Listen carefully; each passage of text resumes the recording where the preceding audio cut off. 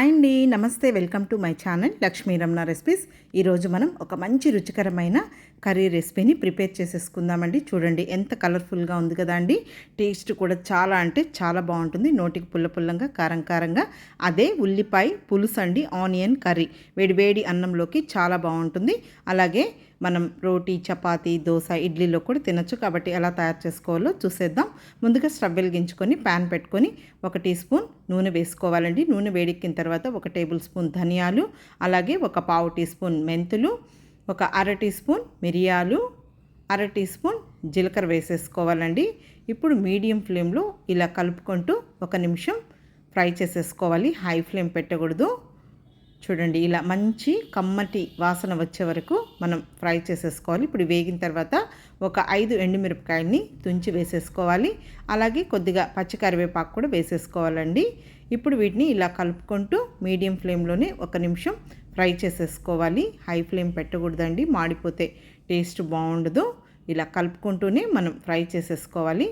చూడండి ఇప్పుడు ఇదంతా కూడా వేగిపోయింది. ఇప్పుడు ఇందులో 3 టేబుల్ స్పూన్ల తురిమి పెట్టుకున్న పచ్చి కొబ్బరి వేసేసుకోవాలండి. ఇప్పుడు మీడియం ఫ్లేమ్లో 1 నిమిషం ఇలా కలుపుకుంటూ ఈ పచ్చి కొబ్బరిని కూడా మనం మంచి కలర్ వచ్చే వరకు ఫ్రై చేసేసుకోవాలి. హై ఫ్లేమ్ పెట్టామంటే పచ్చి కొబ్బరి వేగిందంటే టేస్ట్ బాగుండదండి. ఇలా కలుపుకుంటూనే మనం ఫ్రై చేసేసుకోవాలి. ఇవన్నీ కూడా మనకు మంచి కమ్మటి వాసన వచ్చే వరకు ఫ్రై చేసేసుకోవాలి. చూడండి ఇప్పుడు ఇదంతా కూడా వేగిందనమాట. మరి ఎక్కువ ఓవర్గా ఏం ఫ్రై చేయాల్సిన అవసరం లేదు.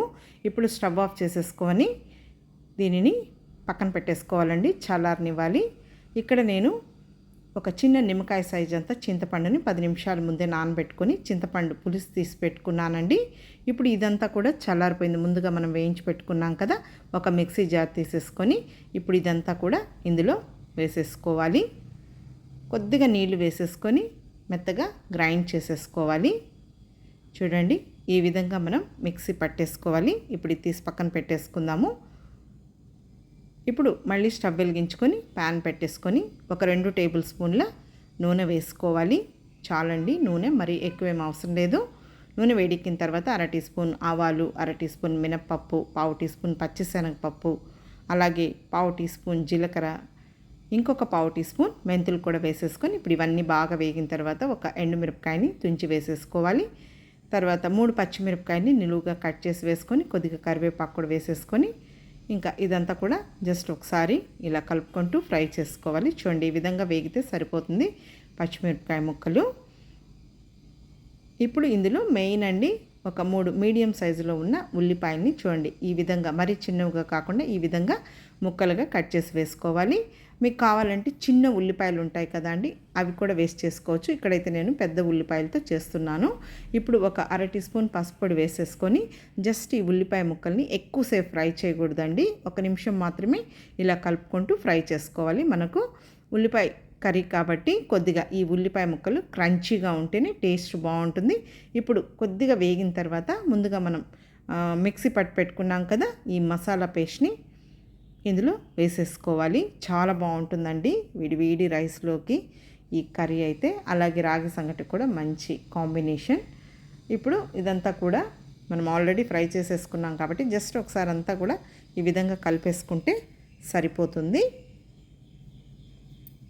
ఇప్పుడు ఇందులో ఇంకొక 1/2 టీ స్పూన్ కారం పొడి వేసుకోవాలి. ఆల్రెడీ మనం పచ్చిమిర్చి వేసాం, ఎండుమిరపకాయలు వేసాం, అలాగే కొద్దిగా మిరియాలు కూడా వేసాం కాబట్టి 1/2 టీ స్పూన్ కారం పొడి వేస్తే సరిపోతుందండి. ఇప్పుడు మనం చింతపండు పులుసు తీసి పెట్టుకున్నాం కదా, ఆ చింతపండు పులుసు వేసేసుకోవాలి. ఇంకా మిక్సీ జార్లో ఇంకొద్దిగా నీళ్లు వేసేసుకొని అవి కూడా ఇందులో వేసేసుకోవాలి. జస్ట్ ఇప్పుడు ఇదంతా కూడా ఒకసారి కలిపేసుకోవాలి. మరీ పలుచగా ఏం అవసరం లేదండి, ఈ విధంగా ఉంటే సరిపోతుంది. ఇంకా చింతపండు పిప్పి ఉంది కదా అండి, అందులో ఇంకొంచెం నీళ్లు వేసుకోవాలి. ఇప్పుడు రుచికి సరిపడా రాళ్ళుప్పు వేసుకొని కొద్దిగా బెల్లం వేసుకుంటే టేస్ట్ అనేది చాలా బాగుంటుందండి. ఇప్పుడు కొద్దిగా కొత్తిమీరను కూడా సన్నగా చాప్ చేసి వేసుకోవాలి. ఇక్కడైతే నేను 2 మీడియం సైజులో ఉన్న గ్లాస్ నీళ్ళు అయితే మనకు ఈ కర్రీకి సరిపోయాయండి. ఇప్పుడు మూత పెట్టేసుకొని మీడియం ఫ్లేమ్లో 5 నిమిషాలు ఈ కర్రీని ఉడికించుకుంటే సరిపోతుందండి. కర్రీ అనేది కొద్దిగా దగ్గర పడుతుంది. చూడండి కర్రీ అనేది మనకు రెడీ అయిపోయింది. చూడండి ఈ విధంగా ఉంటే సరిపోతుందండి. మీకు కావాలంటే ఇంకొద్దిగా చిక్కగా కూడా చేసేసుకోవచ్చు. చల్లారిన తర్వాత మనకు ఈ కర్రీ అనేది కొద్దిగా చిక్కబడుతుందండి. అంతే అండి. చూడండి ఉల్లిపాయ ముక్కలు క్రంచీగా ఉన్నాయి. అలా ఉంటేనే మనకు టేస్ట్ అనేది చాలా బాగుంటుంది. ఇక్కడ నేను పెద్ద ఉల్లిపాయలు వేసాను కదండి. మీకు కావాలంటే చిన్న ఉల్లిపాయలు కూడా వేసేసుకోవచ్చు. ఇప్పుడు మనకు ఈ ఉల్లిపాయ పులుసు రెడీ అయిపోయిందండి. మంచి వాసనతో గుమగుమలాడిపోతూ ఉందండి. ఇప్పుడు ఒక గిన్నెలోకి డిష్ అవుట్ చేసేసుకుందాం.